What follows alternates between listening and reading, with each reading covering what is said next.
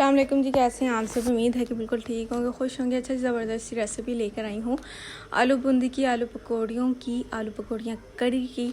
ठीक है, इसको कई नामों से जाना जाता है और कई नामों से इसकी रेसिपीज़ हैं, तो आपके साथ शेयर करूँगी।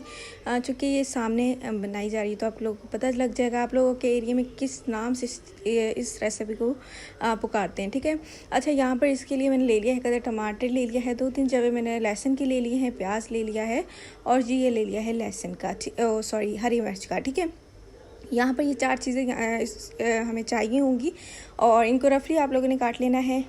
बिल्कुल आप बारीक काटने की इसको ज़रूरत नहीं है, रफली काट लें, आराम से एक प्लेट में इसको रख लें। ठीक है, यहाँ पर घी थोड़ा सा जब गर्म हो जाए बिल्कुल लो फ्लेम पर इसको सब चीज़ें इसके अंदर ऐड कर देंगे। सिंपल सी रेसिपी है, मिनटों और सेकंड्स के अंदर ये बन जाएगी। ठीक है, इसको तकरीबन आप लोगों ने 10-15 मिनट इसको लो फ्लेम पर इसको आप लोगों ने फ्राई कर लेना है हर चीज़ को। ये देखिए ज़बरदस्त सा कलर निकल कर आ गया है इसका और बहुत ही मज़ेदार सा इसका ये टेस्ट होगा। ठीक है, अच्छा ये इस तरह से आप लोगों ने इसको फ्राई कर लेना है और स्ट्रेन करके ऑयल स्ट्रेन कर लेना है और फिर निकाल लेना है। कुछ छन्नी से निकालें, बहुत इजीली आप ये निकल जाएगा क्योंकि हम लोगों ने बड़े बड़े पीसेस के अंदर काटा है तो वो निकल जाएगा। अच्छा, इसको पेस्ट बना लिया है मैंने, बिल्कुल थोड़ा सा पानी डाल के इसको गाढ़ा सा एक पेस्ट है वो बना लिया है और यहाँ पर घी के अंदर अब ये शामिल कर देंगे। ठीक है, घी के अंदर शामिल करने के बाद उसको तकरीबन मैंने 5-6 मिनट के लिए फ्राई करना है और उसके बाद इसके अंदर स्पाइसेस ऐड करेंगे। ठीक है,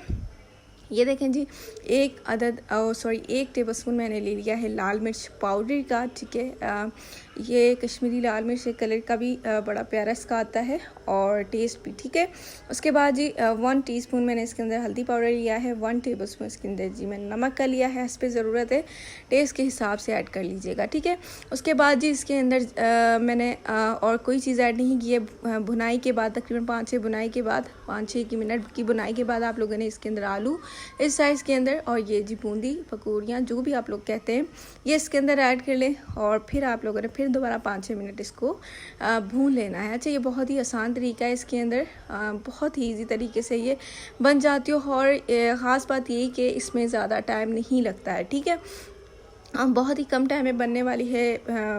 मतलब कि प्याज नहीं इसको फ्राई करना, देन उसके बाद लहसुन वगैरह का कोई झंझट नहीं है, आपने सिंपली इस तरह से बना लेनी है और बहुत ही मज़ेदार लगेगी। अच्छा, पानी आप लोगों ने इतना डालना है कि जब ये पक कर आधा हो जाए तो फिर ये बिल्कुल थोड़ा सा ही रह जाए। ठीक है, मतलब ये कि बूंदी भी गल जाए, आलू भी गल जाए अच्छे तरीके से। अच्छा, यहाँ पर 5-6 मिनट हो गए थे। इसके बाद जी हाफ टी स्पून मैंने इसके अंदर गर्म मसाला ऐड किया है और उसके बाद जी इसके अंदर बहुत ही अहम चीज़ कसूरी मेथी ऐड करेंगे। बूंदी बना रहे हैं, खड़लियाँ बना रहे हैं, बेसन की कोई चीज़ बना रहे हैं, कसूरी मेथी डालना आप लोगों ने नहीं भूलनी, बहुत अच्छा टेस्ट आता है और खुशबू तो बहुत ही ज़बरदस्त आती है।